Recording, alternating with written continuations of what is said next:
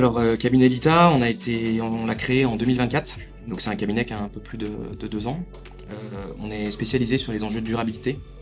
On travaille notamment sur les sujets en lien avec le carbone, en lien avec la CSRD, la VSME, mais principalement en lien avec le carbone.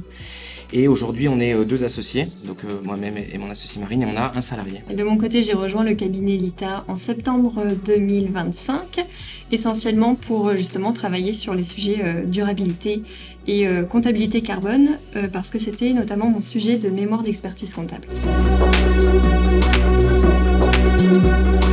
L'idée, c'est de compter le CO2 comme on compte les euros et de réaliser une comptabilité carbone, avec l'objectif d'obtenir le poids carbone des produits et des services réalisés par une entreprise, d'afficher ce poids carbone sur les factures pour que l'information soit transmise à son tour au client. On fait vraiment un système comptable complet avec bilan, compte de résultats, balance, le tout en CO2.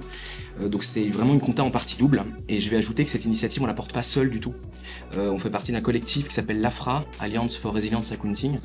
Et on essaye d'emmener cette initiative-là au niveau national, européen et même international pour porter en fait une nouvelle forme de comptabilité, une nouvelle manière de compter le carbone avec la même rigueur que ce qu'on fait aujourd'hui sur les euros pour vraiment compter ce qui compte vraiment et envisager la prospective de la neutralité carbone.